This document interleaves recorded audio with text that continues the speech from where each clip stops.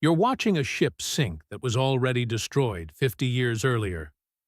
The hull splits against the same sandbar, in the same gray water off Kent. The date is always February the 13th.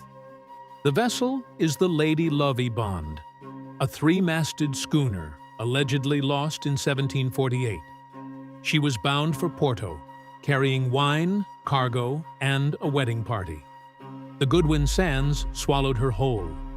By dawn, there was no wreckage. The tragedy?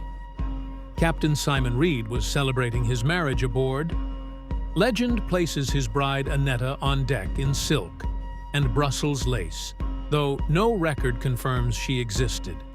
Her mother was below with the guests. Music drifted up through the timbers, fiddles, laughter, clinking glasses. But the celebration had an audience no one acknowledged. First, mate John Rivers watched from the helm. He had courted Annetta before Reed. He had been rejected. He had then agreed to serve as Reed's best man. Now Rivers gripped the wheel of a ship carrying the woman he'd lost. Below decks, lantern lights swung through corridors no wider than a man's shoulders. Sailors in that era held a specific belief.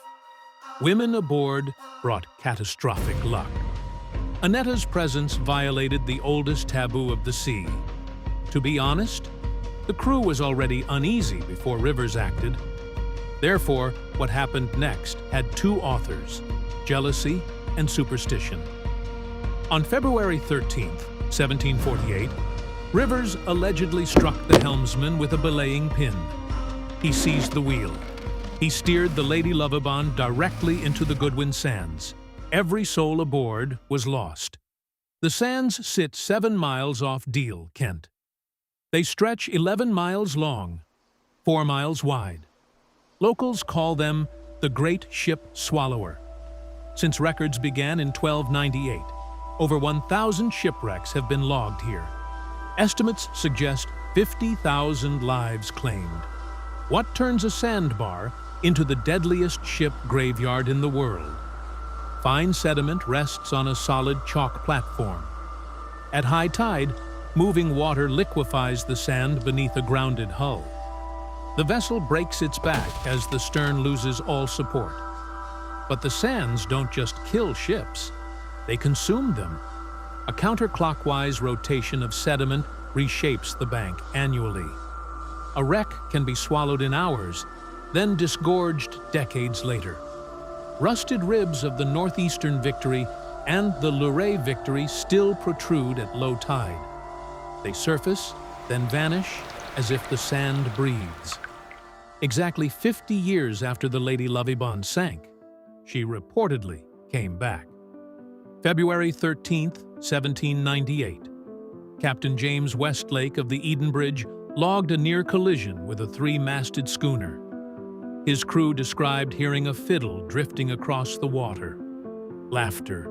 The noise of a wedding celebration. A fishing smack saw the same vessel strike the sands and break apart. Deal boatmen launched a rescue. They rowed out with lanterns, scanning flat black water. They found nothing. No wreckage, no bodies. Just empty sea where a ship had been minutes before. February 13th, 1848. The apparition appeared again. Seamen from multiple vessels independently reported a schooner heading for the Goodwins. Deal launched lifeboats a second time. Again, empty ocean. But the witnesses were working sailors who staked their reputations on what they saw. Some describe hearing screams and wedding music before the ship materialized. Sound preceded image, drifting across dark water like a signal from below. Therefore, by mid-century, the legend had a rhythm. Every 50 years, the ship returned. But here is where the story fractures. The English Channel is one of the world's prime locations for the Fata Morgana. This is a superior mirage caused by temperature inversion. Cold air near water, warm air above. It bends light parallel to Earth's curvature. A distant ship can appear stretched, towering, or inverted. Multiple flickering images can stack on the horizon. The sea fret, a sudden coastal fog, reduces visibility to near zero. Sounds lose direction. A fiddle on a passing boat could seem to come from everywhere.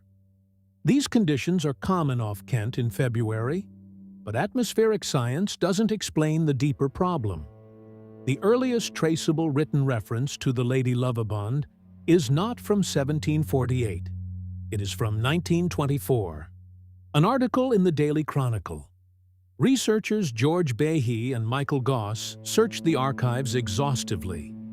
No mention of the Lady Lovibond appears in 1748 editions of Lloyd's List. Nothing in the Sherborne Mercury. No inquest records exist in Deal or the Admiralty files.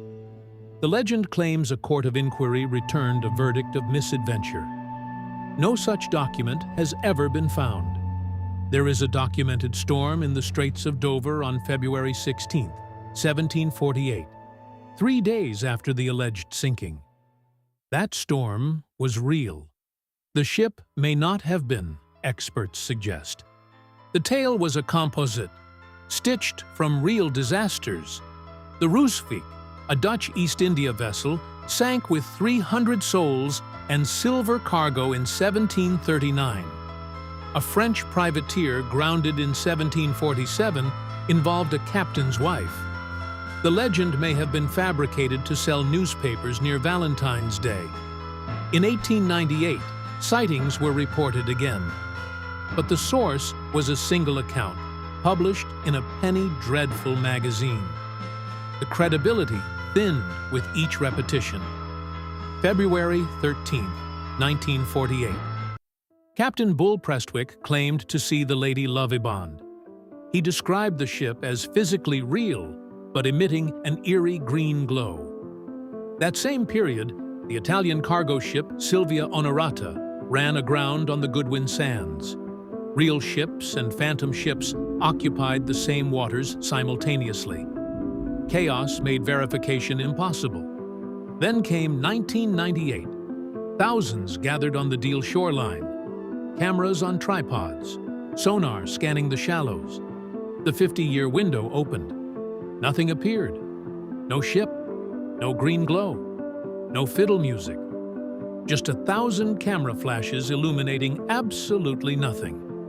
The cycle broke precisely when humanity brought instruments capable of recording it. The question inverted. It was no longer, what is the ghost? It became, why does observation destroy it? The next 50-year window falls on February 13, 2048, but the stage itself is vanishing.